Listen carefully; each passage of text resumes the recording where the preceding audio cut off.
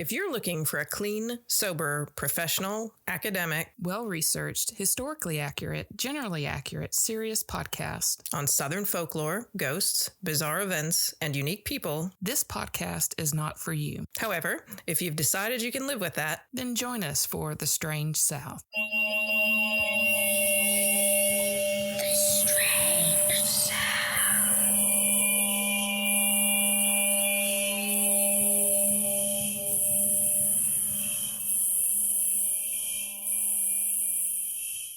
So, I started watching Moon Knight with Coco last night. Moon Knight is the new Marvel series. Moon Knight? Not new, but Oh, yes. In I've the been last, watching that. 6 weeks or whatever. Mm-hmm. Marvel series, because she watched the whole thing with Randy, and she was like, you would really like this. Mhm. And I was exhausted last night, so I just laid on the couch and let her control all of my mind. Mm-hmm. And so she just played 3 episodes in a row, and I really liked it. It's really, really cool. But Ethan Hawke is in it. Yes. And He's I was the bad like, guy. oh my God. It's like he has certainly because Bring some 90s. the only thing I remember about Ethan Hawke is his Uma Thurman.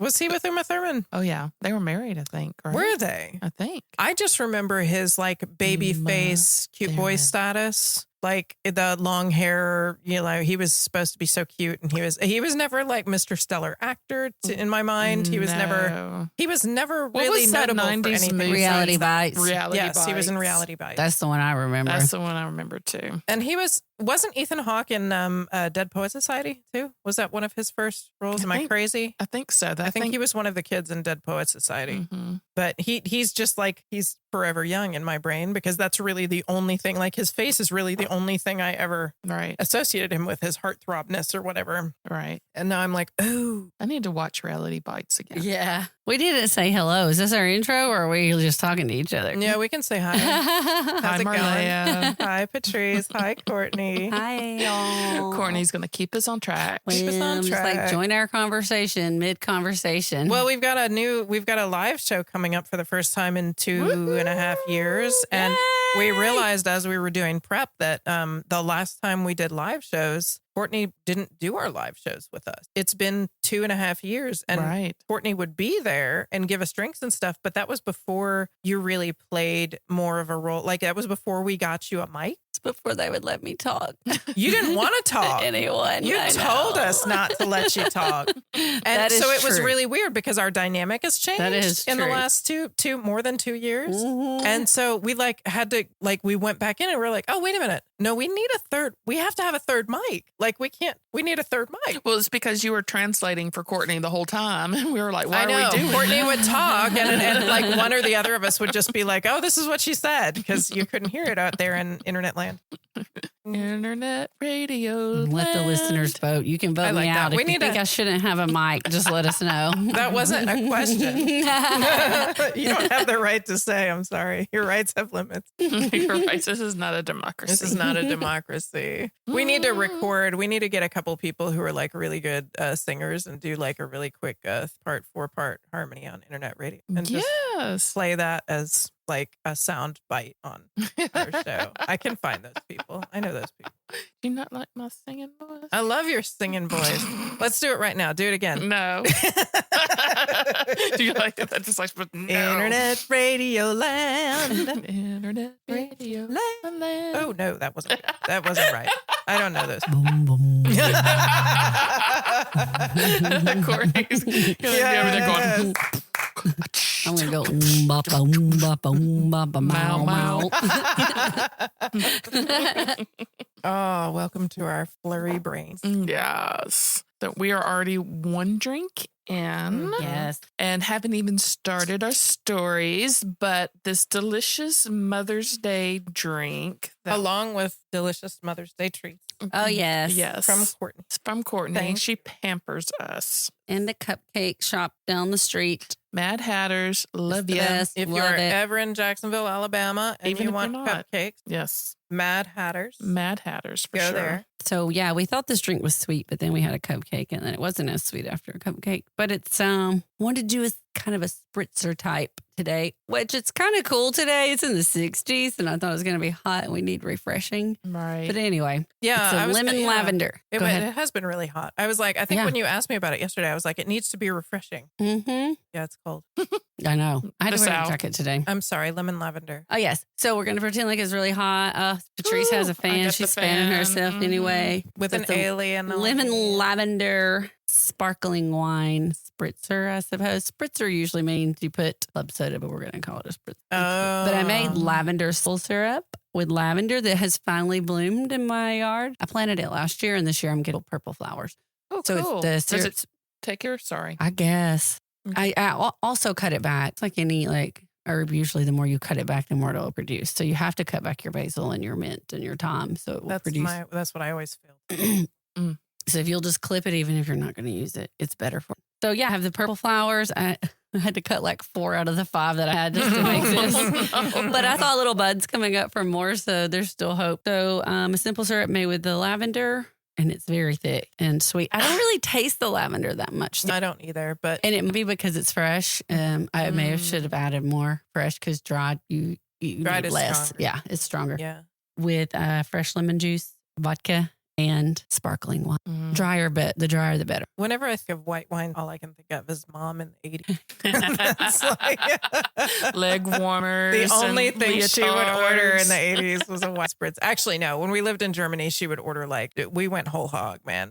When we lived in Germany, my parents both drank. But then she was like, Pete, I'm going to start doing white wine spritzers. So that's what she did. Yeah. We got back So to that's usually like white wine and club soda, Mhm. just to cut the wine a little bit. I always made fun of her, but this is stout. I appreciate this. Yeah, it's I not like as this. like man. It's it. got vodka. Yeah, that'll do. Yeah. I've already champagne and vodka go very well together. Yes. And I don't understand it, but I appreciate it.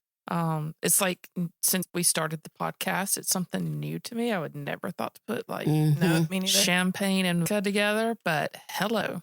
Yeah, and I've started doing mimosas that way at my parents' house on Thanksgiving. Yeah, you It's need to add that little extra kick. It's You do, awesome. like a little floater on top. Yeah, it's very nice. Yeah. So cheers. Oh, with fresh Cheers. strawberries from the Cheers. market. My Cut it my on top. strawberry plant from last year, which I just neglected and left sitting in a pot in my front yard all winter, is producing ripe strawberries again right Oh, now. It amazing. came back to life, and it's just like, ha! Take that. I tell you what, if you ignore stuff, Mhm, it works out. Only some stuff, because there's 3 empty pots next to that. Oh. There's Okay. 2 mums and 4 empty pots actually. There's 2 mums and 2 basils sitting next to that are just so fun. Good gardening with Gardening with the strange Gardening south. with I the have strange tons of south. wildflowers. My garden is in. All of my vegetables are planted. So Our stay green tuned. thumb of the group Yes. is showing out. I just by the time this comes out, our live show will probably be not. It will. I'm It'll sure. be Yeah. it'll be done already. So we're not gonna. Well, thanks for coming, everyone. We had Thanks. a great It time. was so much fun. It was like the best. We love you It was the most. so good. Do we have anything else up front that we're not going to pimp that show? But No. no, we could say thanks to Romarinette Corbeau because we know that it was an amazing experience there. The Yes. the mom and pop metaphysical bookshop in Oxford, Alabama. So I feel like we need to come up with a jingle for them too. Oh, you know what? You know, we both shop. we There both you go. have ukuleles, so there's really no excuse for There us is to really not no have jingles for excuse. everything we do. Everything. And I'm going to say right now, I really loved the jingle that y'all created and gave it the live show. Which one was that? What did we do? It's in the past already, so you've done it. I'm setting the Oh, future. shit. It was great. You got your ukes out. Wait, You recorded the hold new jingle for them. Shit, why are you? It was Don't tell my great. future. Adding to it. Don't tell my future. Now you Now I have put to the write pressure. it down. God. Ukulele jingle live show. Okay. That might. All right, okay. future us. When we listen to this, we'll have to check what we really did. Okay. Too bad that Courtney got fired. The votes are in. I'm out. All right, I'm leaving now then. Oh, one jingle too much. Make your own jingle juice then. Jingle, jingle, jingle. All right. let's not get carried We're away. getting a little That's bubble giggles. Bubble giggles. Bubble juice. All right. Well, I can knock that right down for you. Oh, yes, Marleah. Okay. I'm not going to spoil. Boo. Yeah, boo. Boo me. All right, we're here for it. We're here for it. We Better are be. That's what we're here for. We're here for each other. pumped up. So, so there is a story that apparently I've related on the show before, and where someone had gotten a burn as a child, and someone came up, and a family member, an aunt, a granny came up, blew on the burn, and whispered to take the fire out, and it made the pain go away. And that person was what we would call, or what I think people called for a long time, the granny witch or the granny woman, the Appalachian granny. And I know that I've mentioned granny women before, especially when you were talking about hoodoo, Right. especially whenever we've talked about herbal healers, whenever we've talked about like that kind of thing in Appalachia, I've probably brought up the granny woman because I always wanted to do a story on it, but I never really did a full story on it. You know, I didn't really have so they're Appalachian folk healers. And before I go any further, I'm just going to do all my sources at the front end this time because it's just too unwieldy otherwise. So this is big thanks to Harriet P. Masters, who I didn't reach out to, but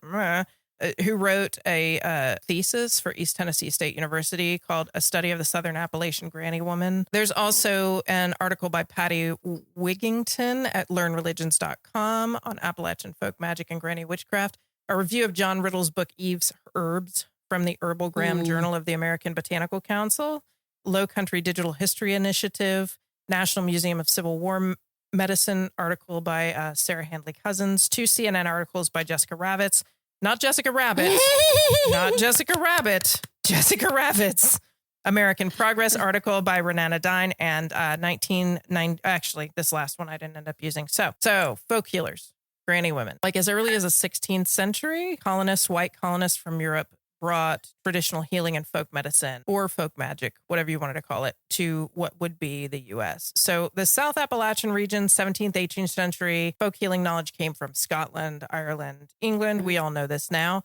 And blended then with the knowledge of like native tribes and German immigrants who had started to migrate down from Pennsylvania. In Northeast colonies, folk healing was like supplanted to a greater extent earlier by like university trained medical professionals and practitioners, because the Northeast was where a lot of these, you know, in the original colleges, a lot of the like Ivy League colleges popped up. Yep. And so, you know, that was kind of the hub of higher education. It stayed a lot more prevalent down in places like Appalachia than it necessarily did in the Northeast, because rates of illiteracy were extremely high among women, especially in the South and Appalachian regions, and high in the population as a whole. So oral tradition was the critical way of sharing history and information. This is what we talk about every episode, right? Right. Like this is what folklore is. Stories get told because stories couldn't always get written and they couldn't always get read. But the same went for medical advice and knowledge. And folk medicine is actually considered by some to be a subset of folklore because of this, because it was an oral tradition for a really time. And considering it folklore, it didn't have to do with whether it was true or not. It had to do with how it was passed on to apprentices, to new people. Granny women or granny witches were important because there was often in Appalachia no access to formally educated Formally medicated medical professionals in a lot of these rural Appalachian areas. The doctors were very few and far between in a lot of places. So, and even up until the 1960s, you could have grown up in parts of Appalachia and never ever have even seen a medical doctor. I believe that. I mean, it's absolutely true until you were like an adult. Right. Granny witches or granny women, they filled a really important role in society. So, and they stood for some of the best qualities of Appalachia because they stood for kind of independence. Like they didn't need these other institutions. Because they were all men in those other institutions. Exactly. Yes. And it was self-reliance. It was pragmatism. It was looking around and seeing what you had and building from what you had. And honestly, a lot of it, like I said, was learning from the peoples around you also. And also because the things that you grew and were surrounded by, I mean, it's not like you have like a global market where you could get things from. You had to deal with like your own little small universe right there. And there's you no could supply supply grow. chain. There's Yeah. no supply chain. So it's like what you had is what you knew, and that's what you used. Yeah, exactly. So there's a woman named Beth Ward, an author, writes in the long tradition of folk healing among Southern Appalachian women that granny wives, granny witches, granny women knew that catnip tea or red alder tea would stop infants from getting hives, that calamus root could be stewed down to soothe colic, that some of them did divinations, some of them read tea leaves. They would often recite a prayer or a psalm like a charm, like a lot of the women who would pull out a burn, like that initial story. They would also say something like some charm, and sometimes it was like a Bible verse or proverb or something that went along with it. They knew what phase of the moon you should plant your tomatoes in. You know, I mean, some of it was like the almanac, which always seems kind of magical to me that people know the things they put in the farmer's almanac. Some of the stuff, like prescribing peppermint tea for a stomach ache, you know, some of this stuff has been tested true, you know, scientifically and continued over time. Other things like spitting into a frog's mouth 3 times to prevent conception for a year have not been tested true. Frog in the conception. I would like to see that, though. Interesting. Spitting into a frog's mouth? I would like to see that. I mean that's we probably could animal. make that happen. Well, that's probably animal cruelty. Yeah. But Yeah, I would feel for the frog, maybe. But I mean, I have several at my house. There's something about frogs and fertility, I guess. Yeah, there must be. Look, this has nothing to do with Southern, but it was the Catherine the Great show on whatever Amazon. Or did you watch it? No, I haven't But seen. she's pregnant, and the doctor makes her have a frog on her stomach every day, and make it sit there for so many minutes. Oh my God! Yeah. See, and that's probably a trained medical doctor, right? It was Yeah. the 1700s. So Were they ever really trained? Yeah, I think know. They just kind For of real, right? Up. This is kind of where we get to where I was headed with this granny witch thing.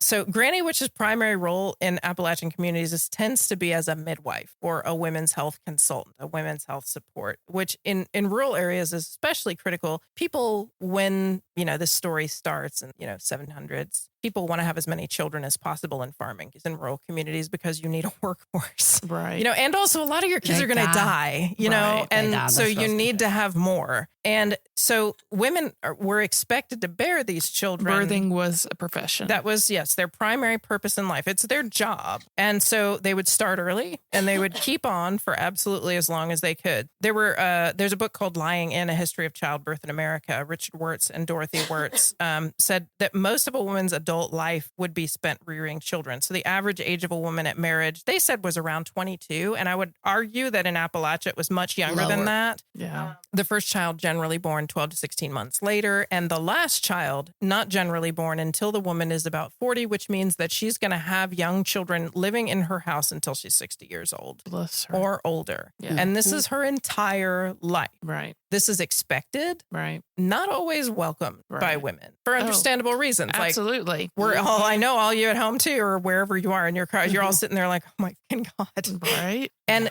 other women in this time understand that this isn't always a welcome thing. Right. And granny women understood this and they knew how to manage it. So there's a historian at North Carolina State University in Raleigh. His name was John Riddle. And he wrote this book called Eve's Herbs. And they were his study of herbal folklore and how herbs historically were used to prevent and terminate pregnancy. So his story goes all the way back to ancient Greece. He talks about, there's a review of Riddle's book that talks about a story where a modern day daughter and her mom kind of get into drinking this particular kind of tea and they really like it and they'll drink it every day. And the daughter gets pregnant and a couple months later, she miscarried. It isn't until they start doing a little bit more research that they realize that what that tea is made of is called pennyroyal, is a historic herbal abortifacient. Oh, she miscarried word. because of the tea. yeah. Pennyroyal is a creeping plant. It's in the mint family. It's got pale blue flowers, and it's been used for contraception since the time of Aristophanes. So he actually wrote in like the play Lysistrata, there's a joke about women walking around being girded with pennyroyal because it means men will want to have sex with them because they're not going to have babies. Oh, wow. There's an American version of that plant that's so profuse in some areas of Appalachia. There's a section of central Kentucky that's actually called the Pennyroyal Plateau because of how much of this plant grows in that area. Oh, wow. So Riddle also talks about the species of giant fennel that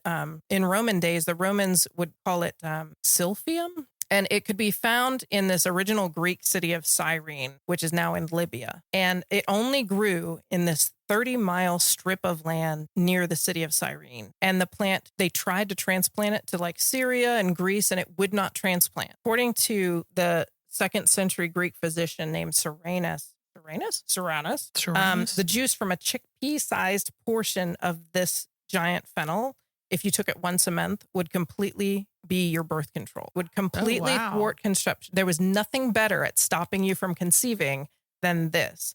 And because people heard this, the area absolutely boomed. So the prices spiked through the roof. The thing got over harvested. By the beginning of the 1st century AD, silphium was more expensive than silver by weight because people wanted it for that reason so badly. And then 3 centuries after that, it became completely extinct because people overharvested it so much. He talks about how herbal remedies like that have been used for contraception and termination of pregnancy all through modern times across the globe. And there's all these weird plants in his list. So it's like celery is one of the plants, like celeriac, dates, herbs. We don't hear a lot about like rue and tansy and motherwort, birthwort, cedar root, death carrot, black cohosh, but also parsley, sage, rosemary, thyme. All of those fall onto the list of potentially contraceptive herbs. I have a Simon and Garfunkel joke. I know. That's all I ever think of. You can just play that. And I know. They also, it's like, it's so weird because whenever anybody talks about them, they always put them in the same order. Like you have to put parsley, sage, rosemary, and thyme in that exact order. Science has held up a lot of these findings. One study found that if you eat a diet of figs and fig leaves, mice eat a diet of figs and fig leaves, it reduces mouse litters by more than half. At certain dosages, other plants like aloe, corn mint, Queen Anne's lace consistently prevent or end pregnancy in rats. And birthwort, pomegranate, and squirting cucumber, which sounds super creepy, are good at it also. So there's also juniper trees, with the blue berries. Yeah. Well, the berries of a juniper used to be called the savin. And one source that I found said that the common name of it was derived from its ability to save young women from shame. And it is a contraceptive. Then this was according to an article in Nature. I was always told not to eat those. Well, maybe that's why. If you're dead, can you really conceive? And that's the thing. And that's true. Gotta say when you say all this, that I'm not recommending anyone try and solve any of their problems with fig leaves, but or juniper berries, because these work because they're toxic. So don't just go and take like birthwort and say that I told you to. But because those juniper berries look like blueberries, they look tiny frosted, definitely frosted colored. They but they do. They do that purpose, and they have to be prepared in a certain way too. Oh, yeah. And this is one of those things that the women who were in these communities at the time had passed on the knowledge of how to do these things appropriately of all this time. And we've talked exclusively about like white Appalachian women, but enslaved women, of course, were also part of the South and had similar knowledge. So they knew that if they chewed on cotton root, that they could prevent pregnancy or induce abortion. That if you drank 10 to 12 drops of turpentine, because turpentine was made differently, that you would miscarry. And they use herbs to regulate your cycle. So they didn't want to have children that were just going to be, or children that were just going to be carried away and sold as, cat. Right. Cotton root was the way that they showed resistance to the system that they lived in. And eventually slaveholders figured this out and would whip women who were found with cotton root possession because they knew that this was a form of resistance. They didn't want them to not have children because that's more money in their pocket. So don't go taking any of these because I said so. But absolutely. Disclaimer, right? Women and these granny women in white Appalachia community how to prepare these things, and they knew how to do these things, and many of them used these for the benefit of the women that they cared for. Did they talk openly about it? Well, the women in the area knew how to reach it. They knew that what their capabilities are, and they knew that they could ask. They knew how to ask, but they did not talk about it around men. Was illegal. So been kind of spoon-fed this idea that before our modern era, abortion was like practically unheard of and universally condemned and clearly illegal, and not 100% bullshit. Herbs for contraception and abortion commonly and uncontroversially until the first quarter of the 19th century. And the National Museum of Civil War Medicine talked about this. They said, so about on the show a lot, like 1800s, medicine and the focus on like balancing fluids on human leeches, stuff like this, like kind of bleedings. Yeah. Yes. Talking about balancing smoke up the ass. Exactly. These weird things that people train scientific circles. Trained. I know, right? So Bend over, sir. So like when a woman's menses stopped, for whatever reason it stopped, it was interpreted as an unhealthy imbalance of her humors. And so it needed to be fixed. It is a problem that had to be fixed. Herbs and medicines that they took were called emen, but they were part of open medicine and they were common. So even a fetus at that point was not recognized as anything other than a blockage of the humors, and it had to be cleared.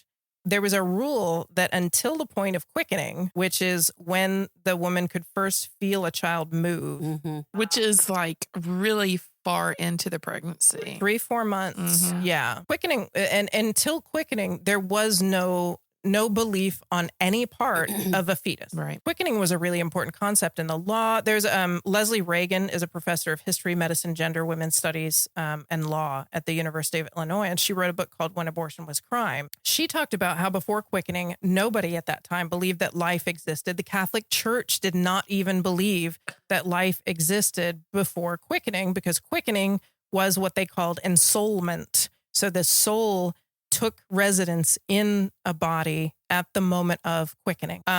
So the opening of a book called Abortion in America by James Moore talks about in 1800, there was no jurisdiction in the United States that had enacted any statutes on the subject of abortion at all. Most forms were not illegal. And by 1900, though, virtually every jurisdiction in the United States had laws that regulated or outlawed the practice as criminal offense. Even like in the 1820s to 1840s, when first federal and state laws came out that were limiting or banning abortion, they still retained the quickening doctrine, saying that this is not an abortion until after quickening. The ones that came in the 1850s and further were the ones that took that doctrine out of the picture. It was 1869 before the Catholic Church banned abortion outright.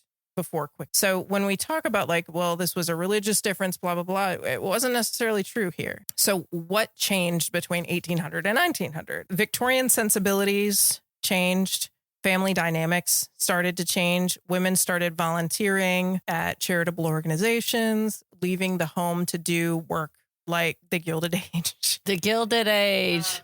Women want to have more independence. They're pushing for more rights, including access to higher education. And women are barred from medical practice and licensure through the early 20th century. So with the exception of women like granny witches, granny women, midwives, white men had all the say over women's reproductive health and care, despite knowing shockingly little about it. Absolutely fucking nothing. Nothing. And honestly, ladies, if you're, out there and you're ladies and you have born children, I imagine you probably feel the feels on some of this, because my doctor did a spectacular job on my deliveries. I really respect my OB, but there is so much that they do not know. Do not. And they don't seem to care to know. And they don't care that they don't know. And all of these things that happened in this Victorian era were threats to male power and patriarchy.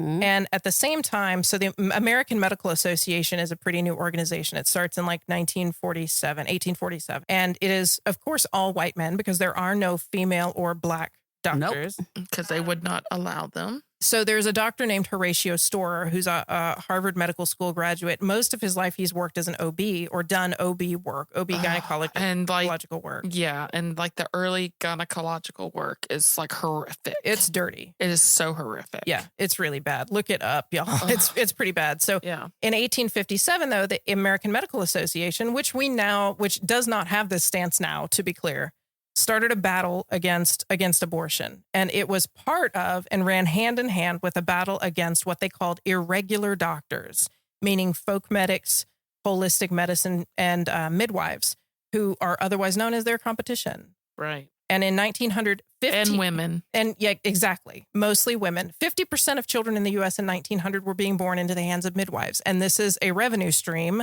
that is not being sent into their pockets. Their strategy to get rid of these irregular doctors is to attack legal abortion because it's midwives and homeopaths who are primarily performing or prescribing this stuff. They started to do a smear campaign against midwives. They're unhygienic. They're barbaric. Only What year was barbaric this? civilizations. 1857. Okay. Only barbaric people give birth at home. Only barbaric That's people before don't the use civil. doctors. And but it continues. And the laws start to go. And by the way, they also didn't want black people or immigrants having more babies than white people. This is like, not even, I mean, wow, is that any different? right? No. I know. So they start lobbying for illegalization, I guess, criminalization of abortion and painting women who terminate pregnancies as selfish, unnatural, un-American, undermining the godly role of that of the wife. So it's sexism and racism. Again, like, and again, not 100% Southern. Right. Because this was all across the country and continues all across the country. But we're talking Appalachia, the granny women, skilled black midwives, they already know what they're up against historically because the cycle has kind of happened before. I mean, like 500,000 witches were burned at the stake in Western Europe between 1450 and 1700. And more than a third of those were midwives because they're a threat. They have knowledge that other people don't have. Today, when I was making this drink and I was taking the lavender out of my garden, I was thinking, I mean, it's obvious why you're telling this story right now. Yeah. And I swear to you, I was pulling apart the little purple leaves and putting it on a plate. And I sent you the picture of how pretty it was. And I was like, It was. how far is it that I'm going to be like criminalized for like pulling herbs out of my garden and making stuff? Because this is the history of it. Yeah. Right. Just being an herbalist, someone who can bring things, of course, because it's tied to this. And then But it really crossed my mind today. Just that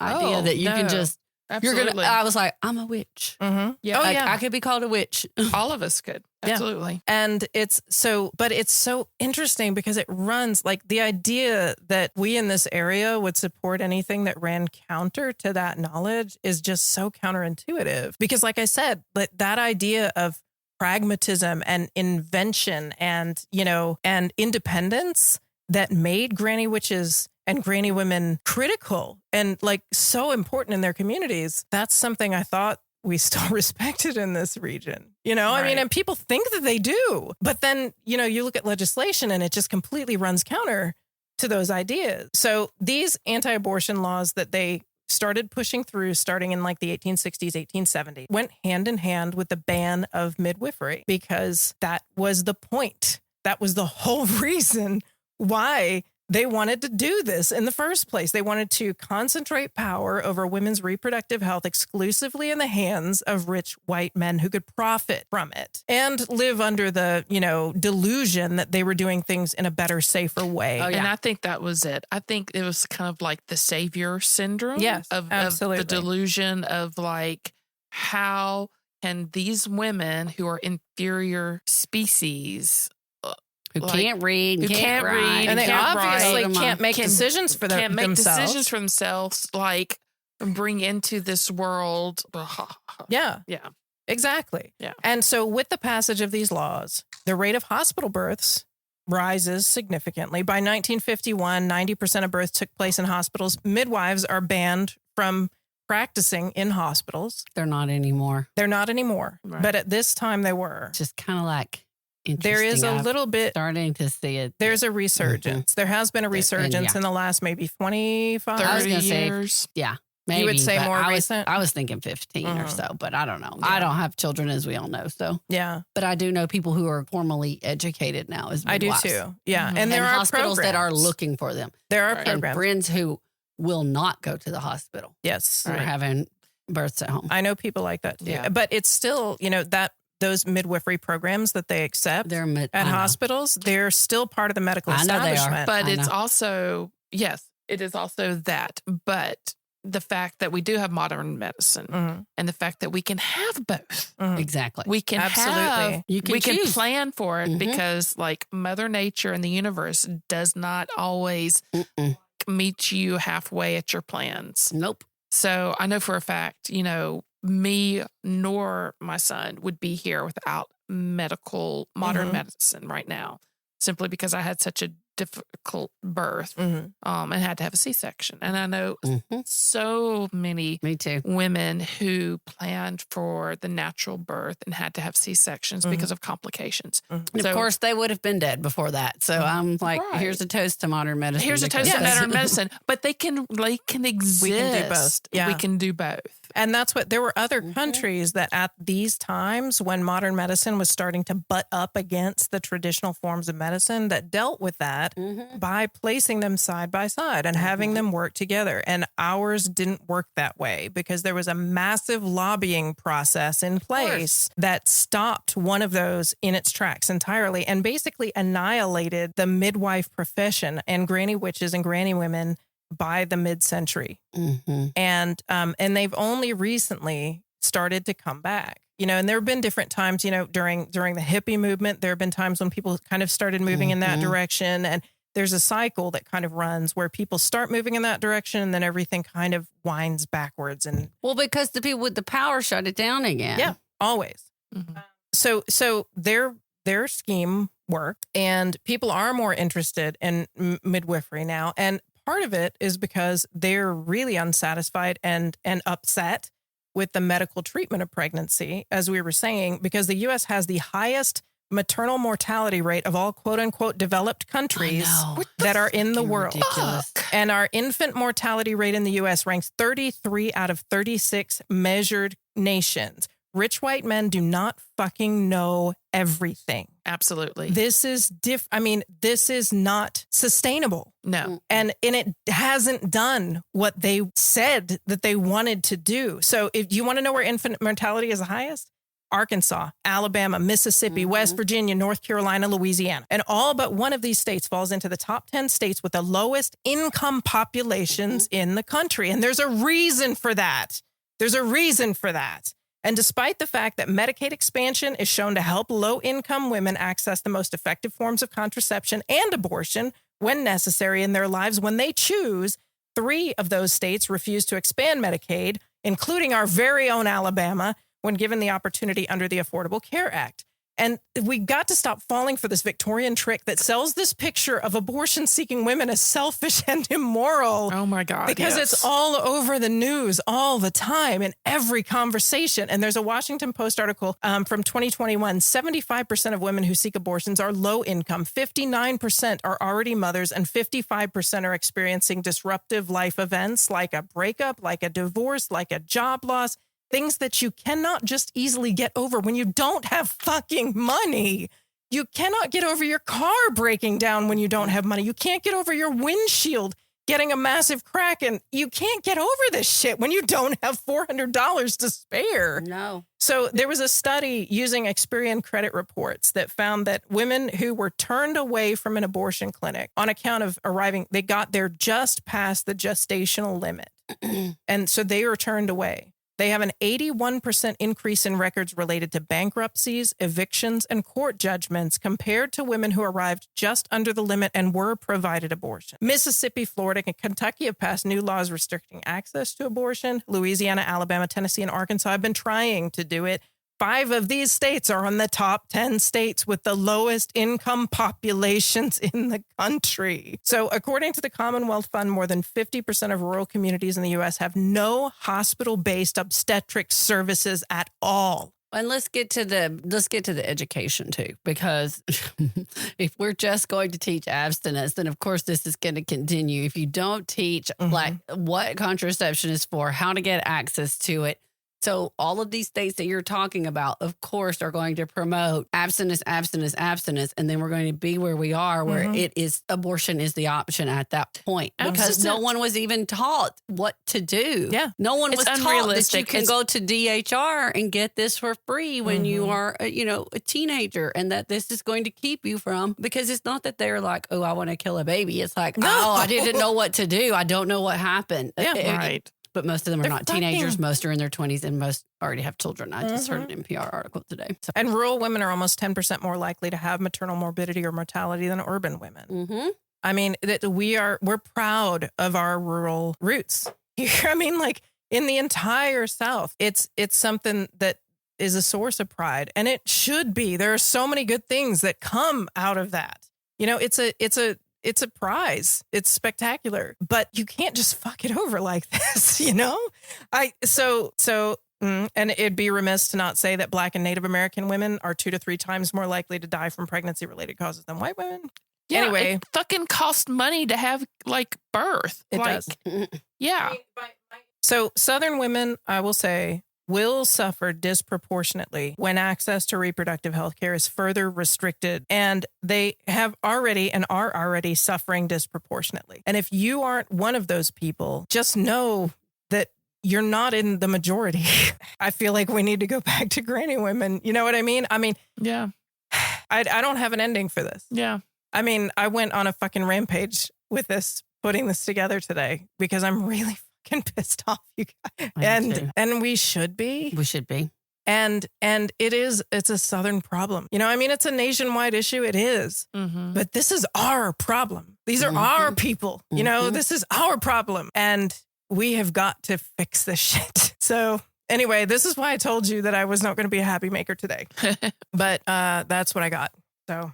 Well, let's just remember, I mean, look, we're all white women sitting here, and I'm just going to be honest, even if it's overturned or something happens, I'm sure I would find a way. I could get on a fucking plane and go to California. I could go somewhere if I needed to. But the people who need our help, and we have to put ourselves in other people's shoes and understand it is, like you said, our responsibility. I mean, I'm past my years anyway. Let's hope, God willing, Lord help me. 43, none so far, still on, contraceptives. But the point is, it doesn't matter. It's not time for me to give up and go, well, it's past. It's not my problem anymore. Right. I'm too old, or I could get it if I needed it. So, you know what? It's all of our, like you said, our responsibility. Oh, absolutely. Because you can't afford to just pick up and take a bus to New York for a procedure and then pay for a procedure and then take time off work. And it's like we're not even like providing the adequate sexual education in school. So for like some of the younger girls who find themselves in this situation, I mean, it's horrifying. It's because we are so deeply rooted in religion. We're so deeply rooted in, like, maybe not as much as it used to be, but I think still in some rural areas, just the thought that already the knowledge that there's no way past this, that this is going to be a reality. And they can't, it doesn't get better. And this is what happened to their mom, or this is what happened to their sister. And it's just like the next thing. And children are so fucking hard, even for people who have the privilege and the resources to, take, to raise them. It's just so fucking hard. And I just cannot imagine. And I'm just like you, I'm just so absolutely furious at, like, the lack of education, the attack, and everything that's going on right now. It's just absolutely ridiculous. What the fuck are they doing? Like, why are we going backwards? This is a modern era. We should be going forward. And they are doing this intentionally to keep everybody in their place. Agreed. And we don't like that, right? No. I mean, come on, y'all. No. Cool down for a second. We're going to take a break. All right. Bye. Do you want more Strange South every week? We can help. You can follow us on Facebook, Instagram, and Twitter. And you can join our Facebook fan group, Fans of the Strange South Podcast, to keep the chat going with our whole creepy community. Do you have a story idea for us or a story of your own to share? Email us at stories@thestrangesouth.com. Plus, if you join our Patreon, you not only help support the podcast, you get an exclusive bonus episode for every show and a discount on merch. You can find links to all of these things on our website, thestrangesouth.com, along with photos, links, and show notes from every episode, Strange South t-shirts, mugs, and other goodies. See you there. Okay.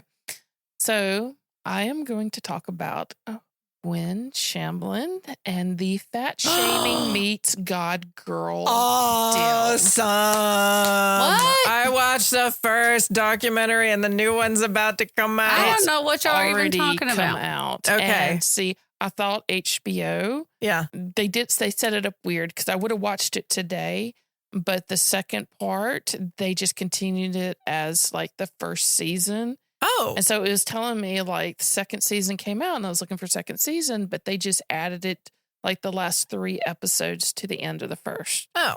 So yeah, it really confused me. Otherwise, I would have watched it. What is it? What is the documentary called? It's it is.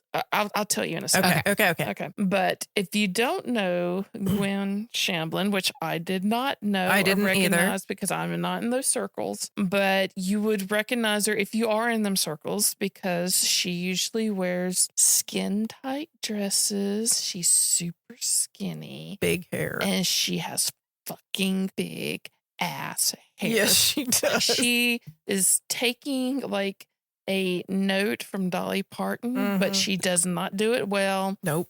But it does make her iconic, which works for her purpose.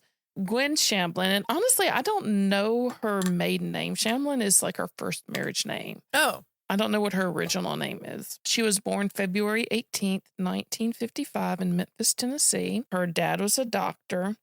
And she grew up just, a Southern girl in a religious family. They were Church of Christ. And she earned her undergraduate degree in dietetics. Yeah. Like a dietitian. Dietetics. Yeah, dietetics. Dietetics. And then she got her master's degree in food and nutrition with an emphasis in biochemistry from the University of Tennessee in Knoxville. She married David Shamblin, and they had 2 children. And this was like back in 1978 is when they married and proceeded to have children after that. Of course, she's Church of Christ, so she would have had children after she was married. Of course, because nobody does it the other way. Nobody does it right. She worked for the Tennessee Department of Health for about 5 years. And like I said, she was raised Church of Christ, which is very important in the story. The Church of Christ, they have 3 major ideas in their philosophy, doctrine, or whatever it's called. And I don't know if y'all had much experience with the Church of Christ being separate from like Baptist or Methodist. I did. Okay. So They strict. So they are very strict. Long skirts, long hair. They are going back to the original from the Bible. Everything is from the Bible. It's like the original. That's what they think. Right. So basically the Church of Christ, and there's so many of them because they have a tendency to split from one another for disagreements. Now, I will say that is just a common Protestant practice. Exactly.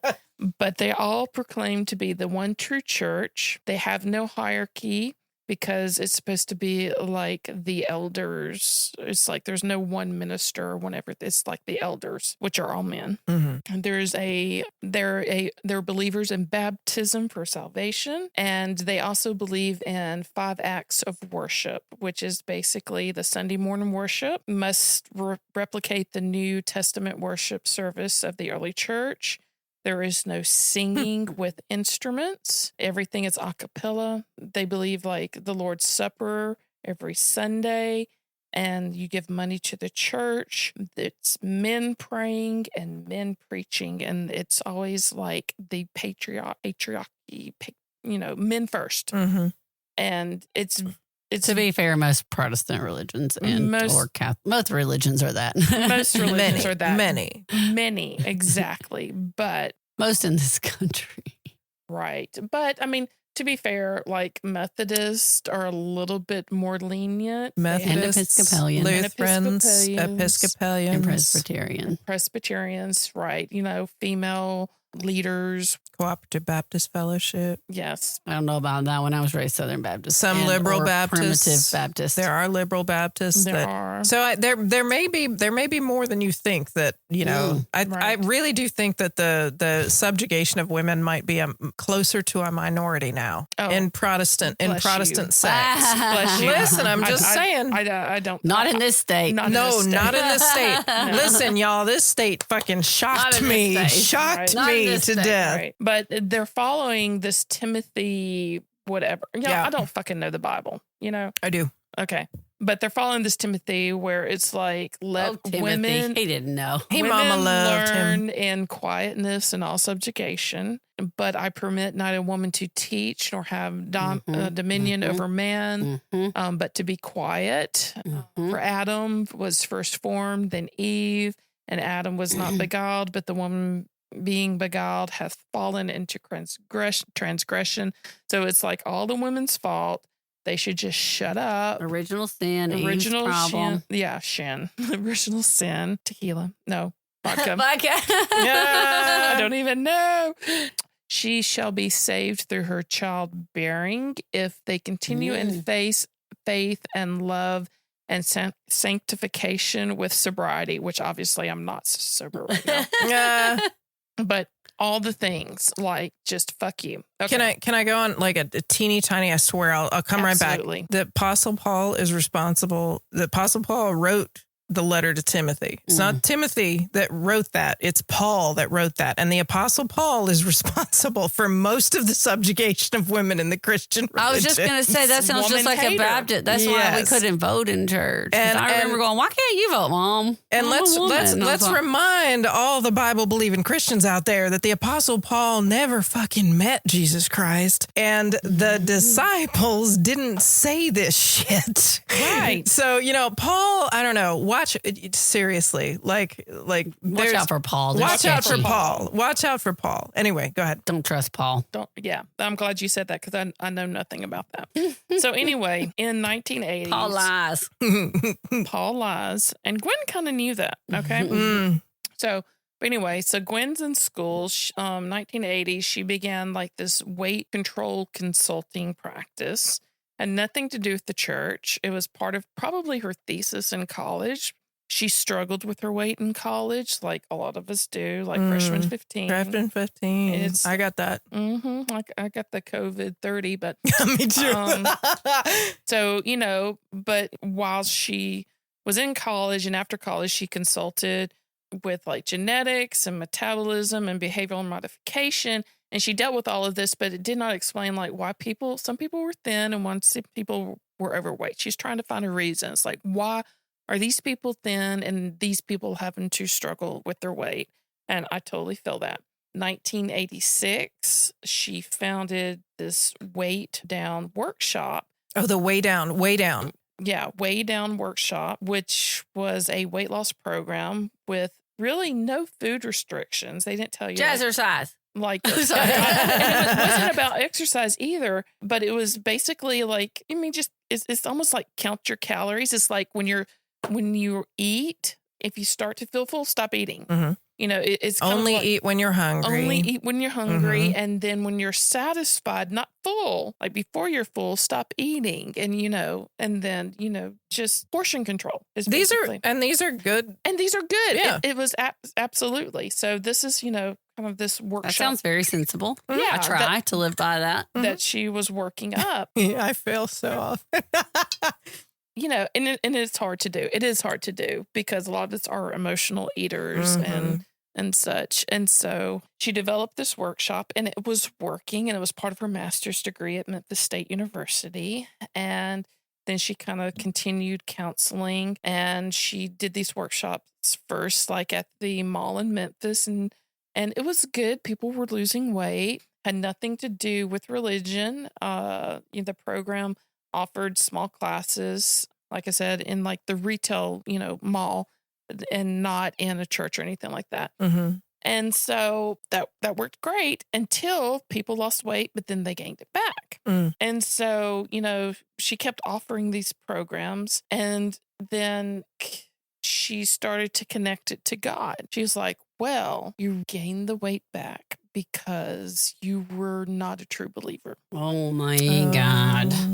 Don't get me started on that. This week I had somebody talking about that in depression. So not a true believer. That's why you're depressed. Not me personally, but no. This totally weighs in on her. She started, working on this program, the Way Down Workshop, and And by like 1994, she offered it to like about 600 churches and like 35 states, and it started building momentum. That's a lot. And it's a lot. And so by 1995, 1,000 churches in 49 states. Oh my God, that's almost all states. Yeah, all the states, right? And it kept growing. And the next year, in 1996, it grew even more. And the 50 states. yeah, to the world, basically. It's global.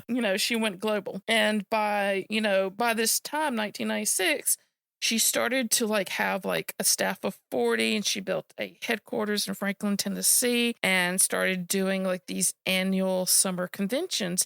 And what flipped for her, and I don't really know the exact date, I think it was like the 1996 kind of area or whatever, when she saw that her initial workshop where it's like, when you are not hungry, don't eat kind of deal. But she said that people were gaining the weight back after her workshops, and she was having a problem. And I was listening to a podcast called Cultist, and they said they had like a member on there that like was part of her church later on, say that she heard the voice of God, and God told her that if people started to gain weight, it was because they were not following him. Oh, no. And she conveyed this to everybody. And one of the things that, red flag, cultist, y'all, that if your leader or person in your life or whoever starts like saying, do this because I heard God's voice, that's like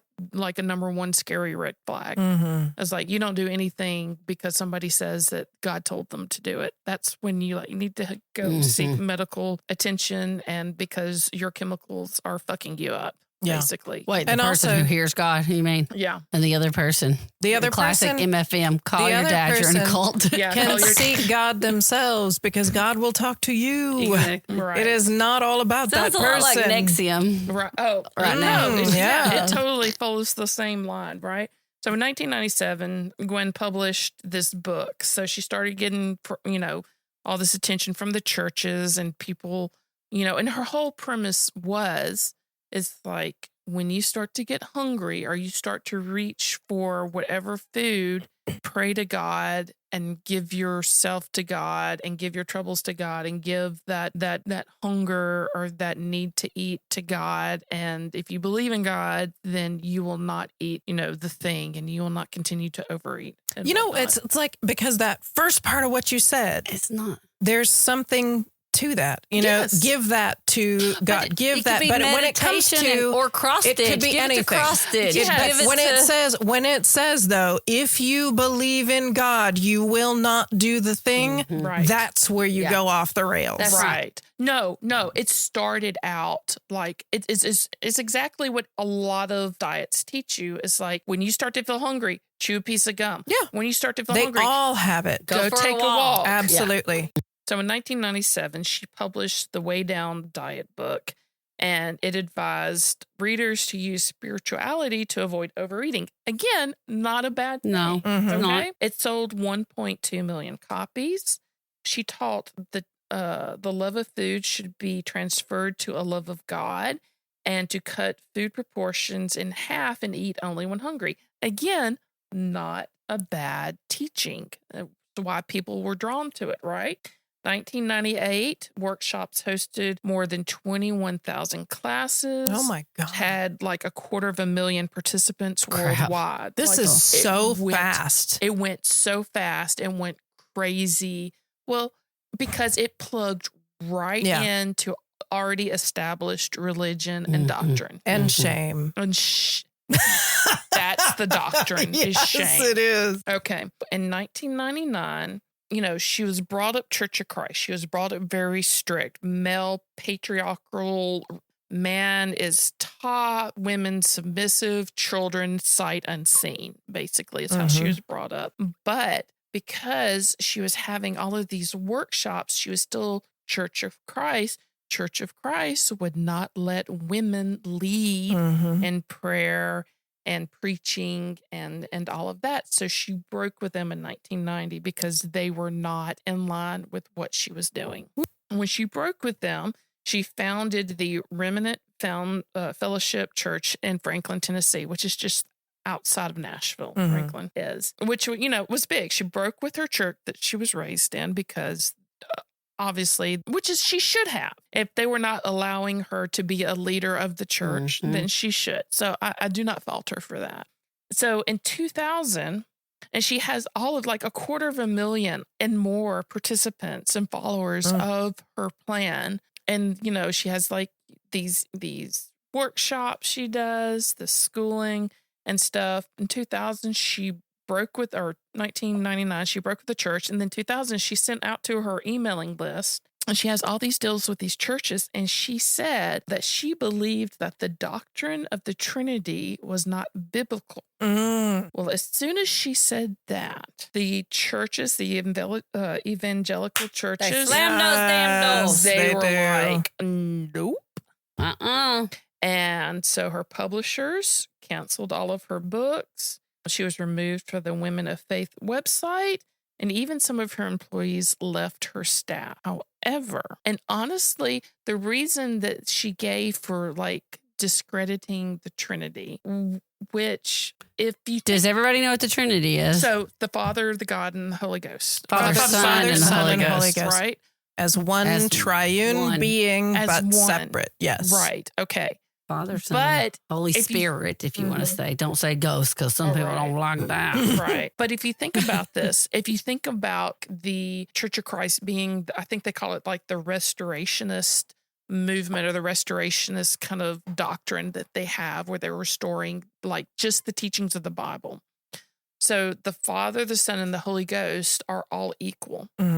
But if you're a restorationist, or if you think it's like nobody can be above God. So the Son, which is the child, cannot be above the Father. The Holy Spirit, which is a thing, could not be above the Father. It's the non-physical version of both of them, right? That's how I've always understood it. It's The like what Holy comes Spirit. into your soul, that they're beyond body. It's a Right. form So- of guidance. Right. It's what you Honestly, get saved with, What she's quote saying unquote. is not to me as being an outsider. If you're looking at like if you're going to follow the Bible to a T and you believe God is the patriarch, then her saying that the Son and this feeling is secondary, it's not too far off like the mark. So the idea that she said this and that all the churches rejected her is kind of funny. It's kind of ironic. I was trying to remember the context that she did that in, because they talked about that a little bit in the documentary, but I can't remember. I don't it. really remember either.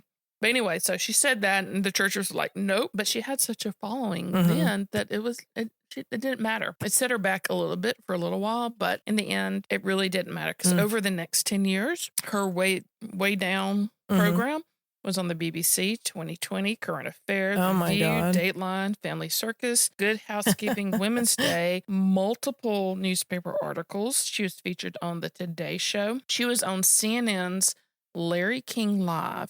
And this is what she fucking said on there. Defending her draconian diet dogma to Larry King once, Shamblin said, how in the Holocaust did you have all these people getting down really skinny? They ate less food. Fucking That's what she said? Yes. That is what she said. To Larry King, a Jew, about the Holocaust and about fucking vanity weight loss. Oh my God. I know. I need to go watch that because I really want to see his reaction because like, fuck that. Just what a complete just lack of perspective a person must have. Oh, I'm sorry. I jumped ahead to the end because I just Googled Way Down and I see her now. Yeah, don't Yeah, look say at- nothing. Say I nothing. didn't Google too far. Okay. I just Y'all know really- what yeah. she looks like now. And Yeah. Oh, well. Okay. Here we go. So she was also on The Early Show. Tyra Banks devoted like an hour-long program to her and her diet plan and the Remnant Fellowship. And the Remnant, you really should listen to Cultish because they really break down the religious part of it. Like I said, I am not like a Bible church person. They basically break down like all of the the reasoning behind the Remnant Fellowship, her comparing like herself kind of to Moses, leading the people in it later on, like after she breaks from the church and everything, and when she truly like becomes a cult. She was also on CBS Insiders and obviously began producing her own internet show in 2011 called You Can Overcome. In 2018, Shamblin is her married name. As she grew in fandom and followers, her husband David Shamblin, who she's married in 1978, who was still visibly overweight, became like less and less in the public eye. Mm-hmm. And, even though she, spoke out against divorce to her followers, and as you see, like in all these leaders and all these cults, it's kind of like do as I say, not as I do. She divorced her husband, even though she told people to suffer through their own marriages because that's what God wanted. But 2018, she suddenly divorced David after 40 years of marriage because she met this new person, Joe Laura, who happened to be a actor in Hollywood and was Tarzan in Manhattan, which is like a weekly program like back in the 90s, I think. And he was like an aspiring country music guy too, right? Well, let's just get to that. Okay. So Tarzan in Manhattan. He was an actor. He was a struggling actor in California. He was born and raised California. His stepdad had money, so he became like very acclimated to the lifestyle, even though he did not have really the skill set or the intent to like work and make a living. He was known as a user of people and a user of drugs and kind of a nasty person. Although he was like quote unquote hot. He was like 6'3", tan, smile, charmer kind of thing. How old was he when she married him, and how old was she? He was younger than her. He was definitely. I figured. I would think like maybe 20 years okay. younger or so. Well, I mean, I'm not 100% sure. Plenty taller, lots taller.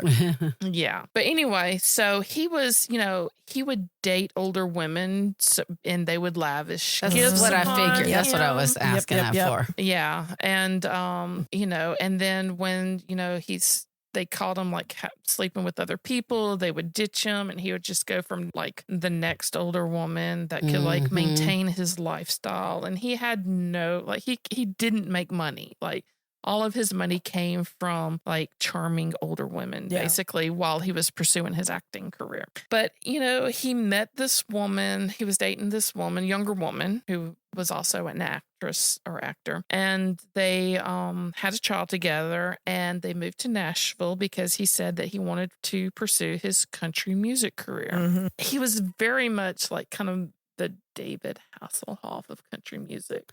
Oh, people liked him in like Japan. They probably would have if he was that famous, but he never made it that famous. Oh, okay.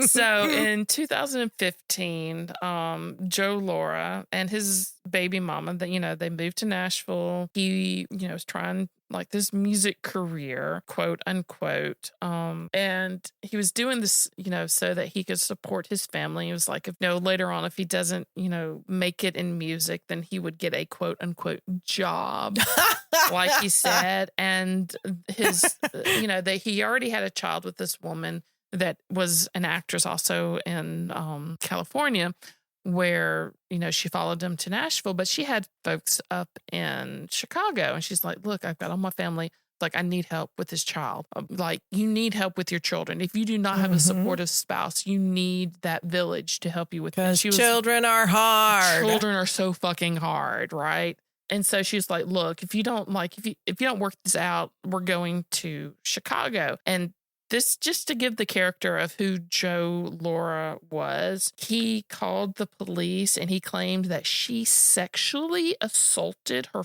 4-year-old daughter, which if you knew anything about, her and her daughter, like this was like beyond the truth. So just to show you how nasty Joe was. And of course, like it didn't pan out. They couldn't prove that. And of course, because it wasn't true. And that kind of set the tone and they split up. But while he was in Nashville, he met Gwen and he saw his opportunity and she saw what a quote unquote hunk he was. I don't see it, man. Yeah.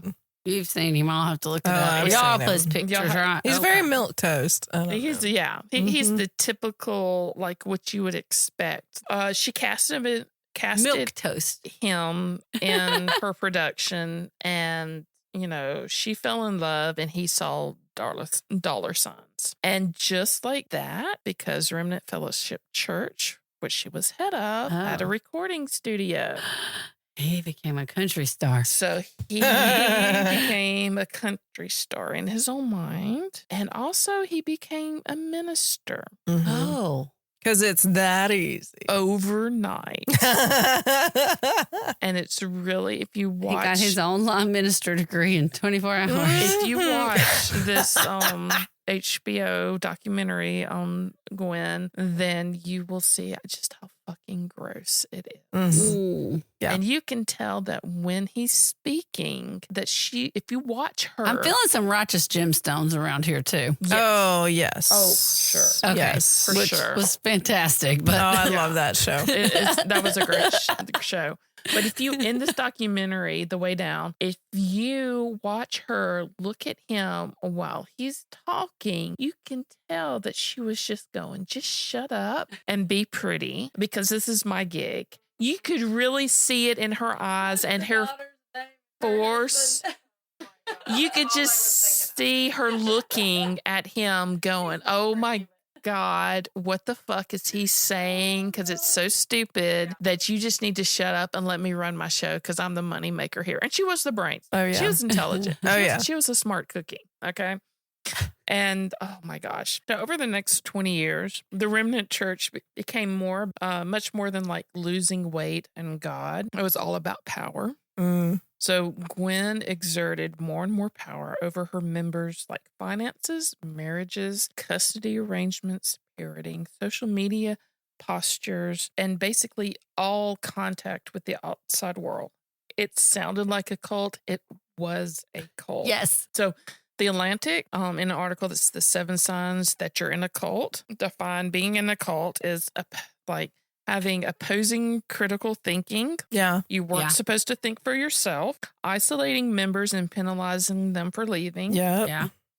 Emphasizing special doctrine outside scripture, which she did when she declared the Holy Trinity like bullshit. And the whole idea of the remnant is the idea that like God will leave a remnant is the scriptural part of that, which Right. is like no one else is going to Leftover, understand. yeah. God is going to leave this one tiny group of people that's special. Right.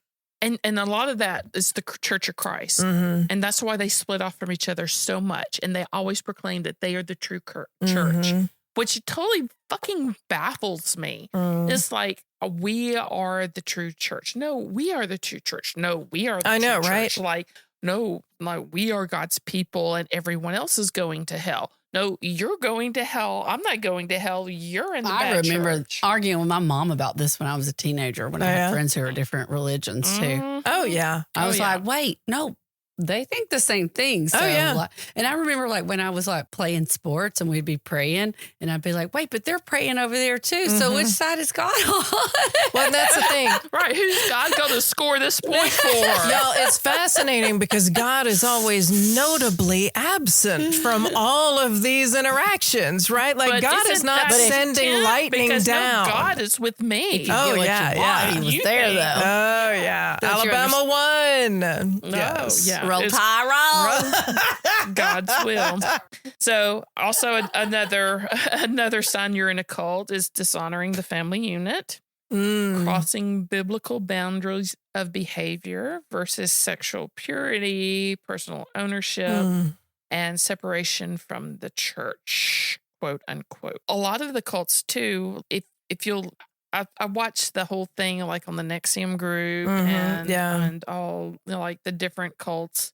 Because again, cults are fascinating to me, Yeah. as they are a lot of people, because you're thinking like, how in the world do people get so wrapped up and caught up with this when it's so blatantly like wrong? But one of the ways that just kind of like falls into line to what Gwen was doing is that they mess with your food and they control your food. Like Nexium did that, like tell you when you can eat and when you cannot eat. So members of Remnant were constantly told by Shamling that the voice of God, that she was the voice of God, and everything that they did, they needed to like check with her because she was God's basically mouthpiece. And if you didn't do like right, or if you did right, then again, everything was through her. She was in total control of everything and she should not be questioned, which was that opposing critical thinking. Yeah, which no is kidding. like the one thing, right? So, you know, she told members of the church, like Laura Alvarez,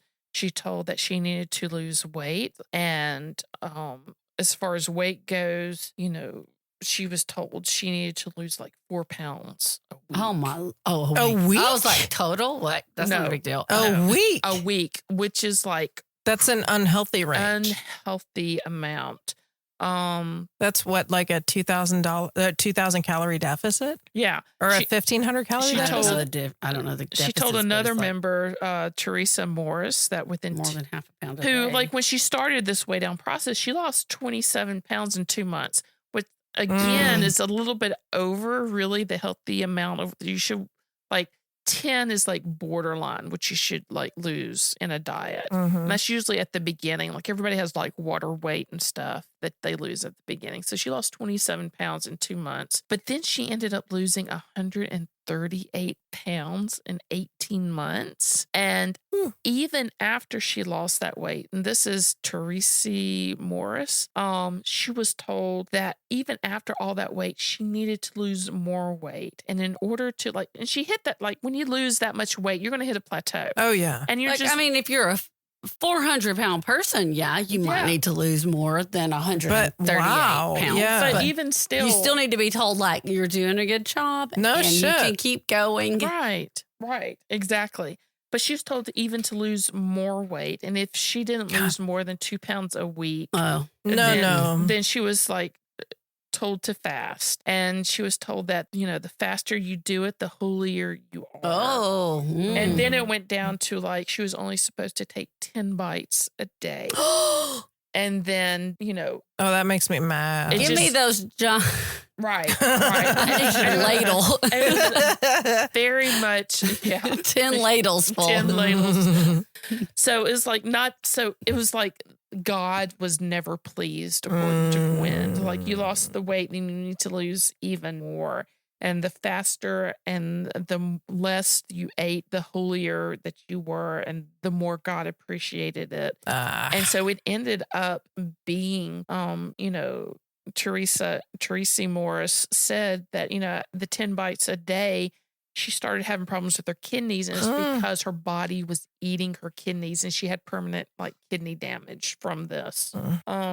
And I think because Gwen Shamlin had actual training as a dietitian, like knows better. She knows better. But just the ego and the pride and the power that came with what she was telling her congregation.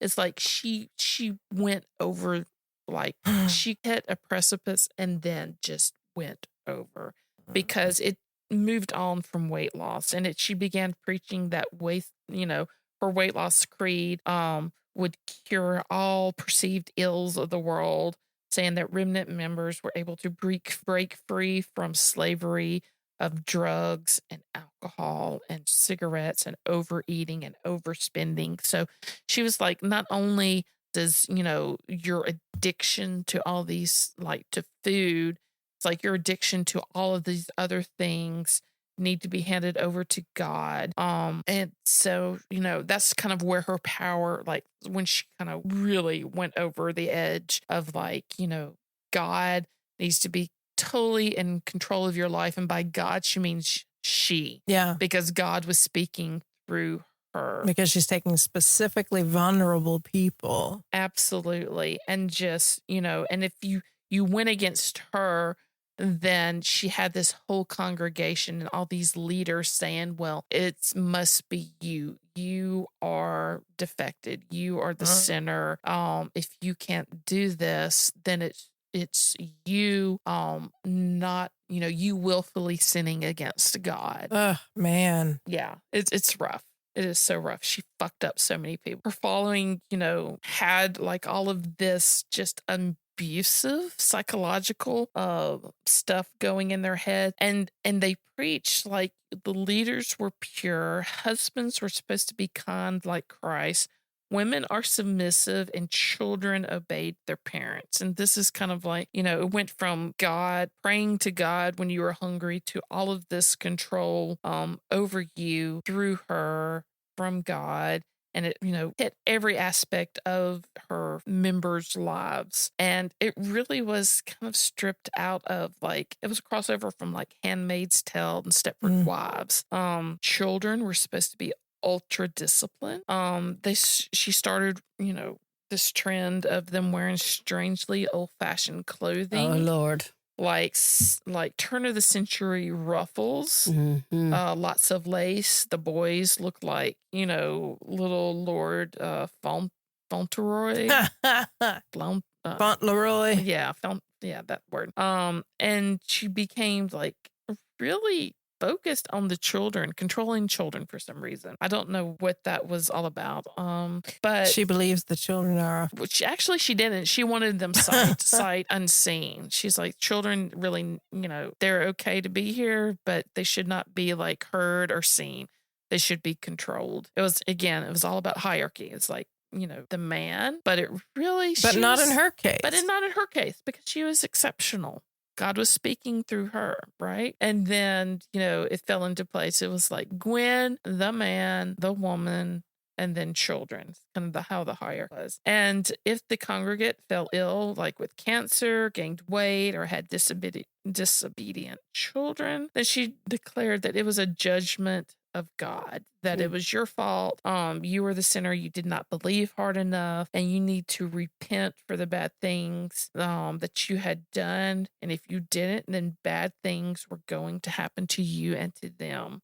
And, but she never held the same standard for herself because, again, she didn't believe in divorce. She made people who needed to get divorced stay married. But then again, she dropped her husband of 40 years for this Tarzan, for Tarzan, person. And all of this was like followed by her. She had this, I'm like, everything was fine. Everything, like this kingdom that she built for herself was untouchable. Even like in 2003, when two of her members, Joseph and Sonia Smith, she told them to use harsh discipline with their 8-year-old son, Joseph. And she promoted beating of children. And she told parents, like, beat your children with the long glue sticks to keep them in line.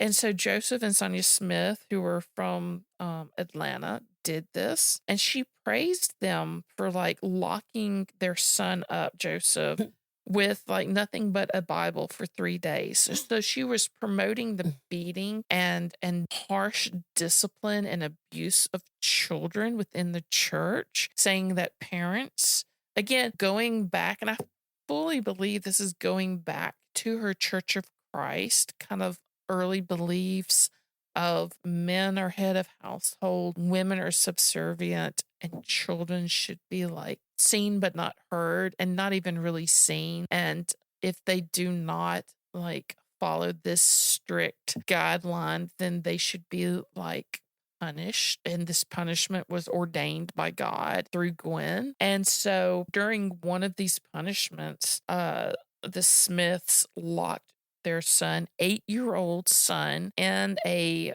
box, and they like tied a yeah. bungee cord around the box because he kept popping his head up because he couldn't fucking breathe. And so they locked down this chest or this box with a bungee cord. And after his quote unquote punishment, they couldn't revive him.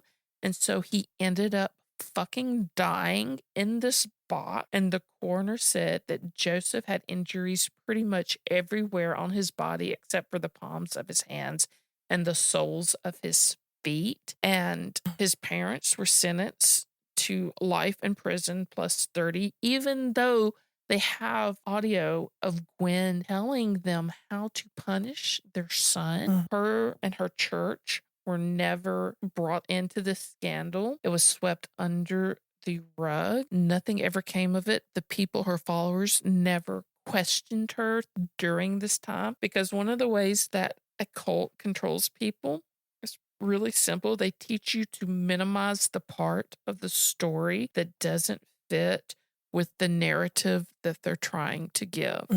So you're supposed to minimalize, deny, and rewrite the narrative. And if that doesn't ring true with a lot of the political bullshit that we have been hearing of minimalizing, denying, and rewriting the narrative, then I don't know what to tell you. Yeah. I do not know what to tell you. And this couple also was Black. They were Black. And that would have made it easier for this white Memphis woman to say, oh, this wasn't me. Acknowledge their presence. Absolutely. Absolutely.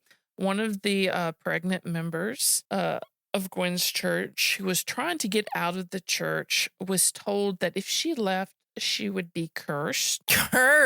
And it was said that Gwen actually kept a book of everybody who left. And it became like this very paranoid scenario of people telling on people. And if you listen to any of in the documentaries on other cults, you know that this plays a big, huge factor of people telling on other people of not following the doctrine of whatever they were supposed to be doing. So narcs are important. Narcs, exactly. And so and the Nazis too. Absolutely. The same thing. Absolutely. And so she wanted to leave. And so she was pregnant at the time, and she ended up having a miscarriage. And she was fully convinced that she was cursed because of her disobedience and leaving the group. That is why she lost her baby.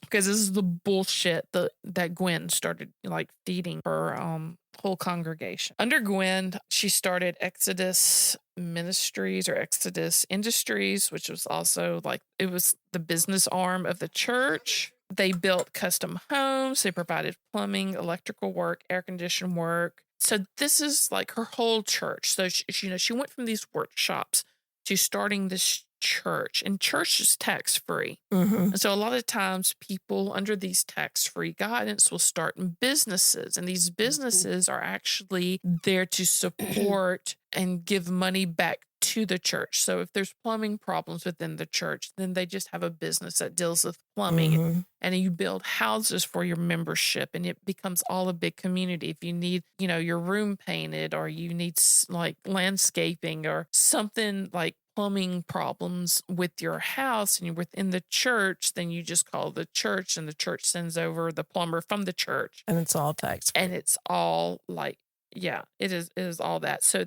this starts happening. But the thing about it is that if you, in Gwen's church, you worked for free.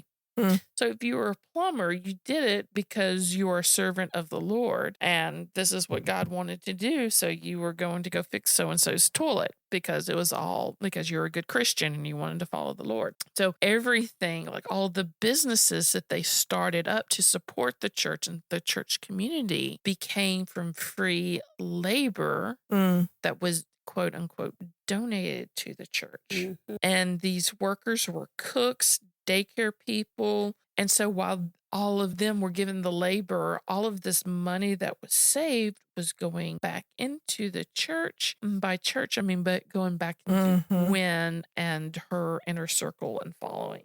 One person who wanted, to work for the church, but also wanted to get paid, said the church promised me that she would make $21 an hour. But when she got there, her first paycheck was only $8. And when she asked Gwen was you need to humble yourself. This is pay. You're not going to get a raise, and you will not get paid on the Lord's day, because that you are working for the Lord. When in fact, they were really working for Gwen's whole conglomeration, which was worth $20 million and estate assets and all of the things that she had all over the country. Gwen drove a Porsche. She lived in a pre-Civil War plantation known as Ashlawn, and she would lavish many expensive gifts upon her boy toy, Joe Laura. And one of those things was flight lessons. So all of this is going on. She, has pretty much secluded people from their families, people from reality. They are following her. They're following the word of Gwen, who was receiving her word directly from God. It stopped being about it. It continued to be about losing weight, but it became even more. It became about losing weight. It became about the reality of your family setting. It became about control of every aspect of your life. You need to check in with Gwen, who was, the head next to God kind of deal. And then if you failed in any of this, it was your fault because you did not believe hard enough, and you should be punished for it, and your children should be punished for it. So Gwen Shamblin, Laura, after she got married, she promoted the notion that great things come from those who bow down before God, and that bad events were consequent of the unfaithfulness. This was a huge doctrine of hers. It's like, if bad things happen, if you get sick, it is your fucking fault because you didn't believe and you're full of sin, and you really shouldn't even be in this church to begin with. However, Gwen and 6 church leaders, including her husband Joe and her son-in-law Brandon Hanna, were killed in a 1982 Cessna citation. 82? No, that's the name. That's the plane. Oh, and it's a private jet. They were bound for Palm Beach, Florida, for a fucking MAGA rally. for Trump. For Trump. What year? In Florida. At least since 2016. This is 2021. Very recent, last year. Oh. Yeah. They crashed into Percy Priest Lake in Smyrna. So who all was in it? Smyrna. In Smyrna, Georgia? And Smyrna, Tennessee. Oh. All 7 top tier leaders of the remnant church and Gwen and her husband were killed. And Gwen was, and her husband, and killed, and her son-in-law, and he was flying the plane. Her husband was flying the plane because remember, she paid for his lessons. So all 7 of the top people died in that plane crash on May 29th, 2021. It's not even been a year yet. That documentary got its ass in gear.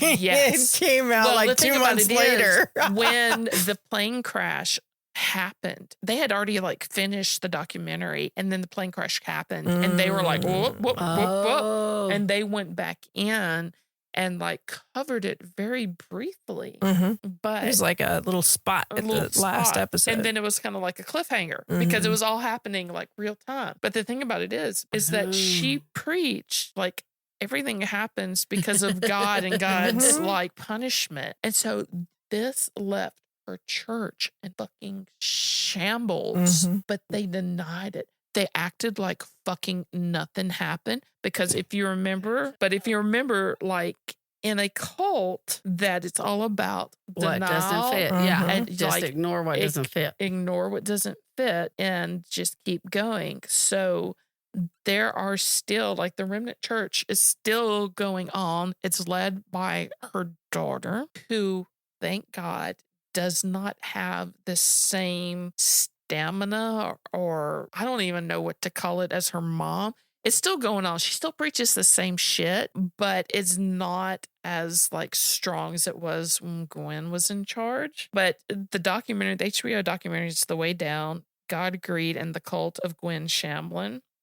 And it is really weird because the first season of the second season of when it picks up after the plane crash, I just started watching. I haven't watched the whole thing, but it's showing how members of the church who believe so wholeheartedly in this idea that if bad things happen to you, it is God's will because you are a bad person.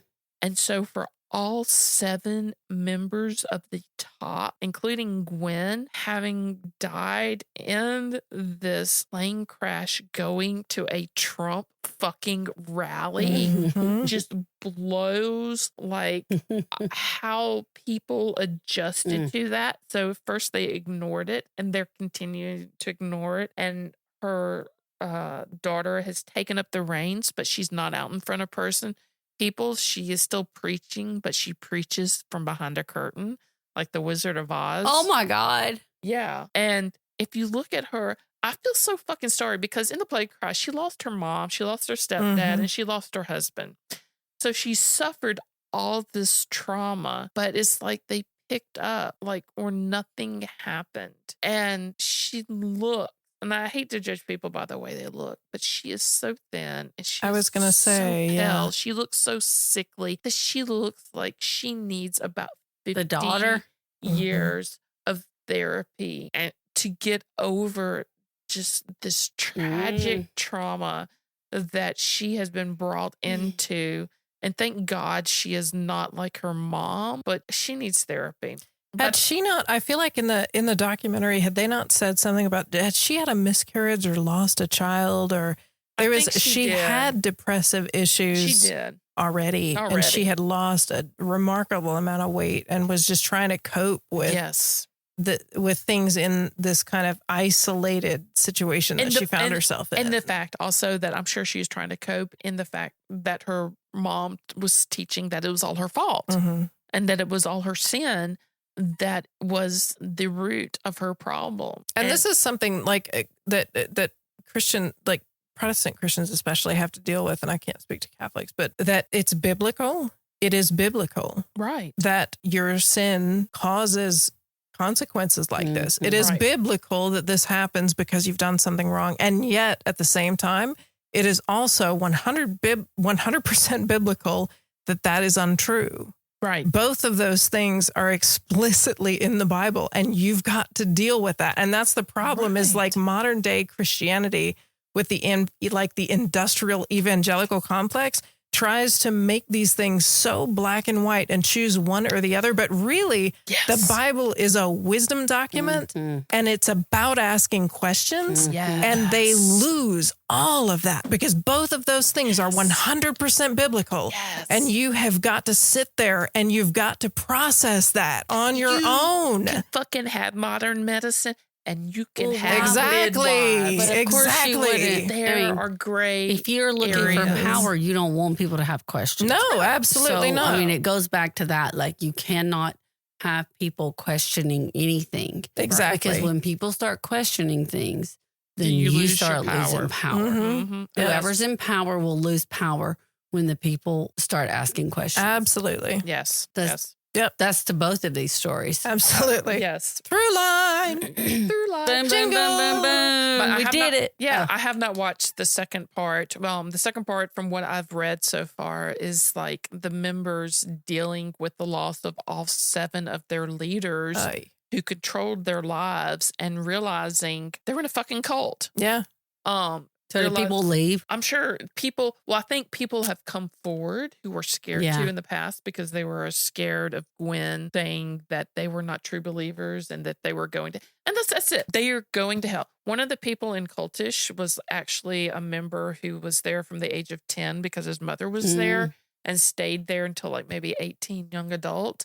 And that was the thing that he said. He was like, if you go, and this is not just Gwen, these are these churches of Christ. These are these Not churches, just churches of Christ. right? That That separate because of they have disagreements in the way that other churches handle things, and so they become like we are the true church. And so people who thought, that they were told they were going to hell if they were not the true church, and Gwen was the true church, and that was her through line to salvation. She was the through line to salvation. So if you went against Gwen, you went against her church, you were going to hell.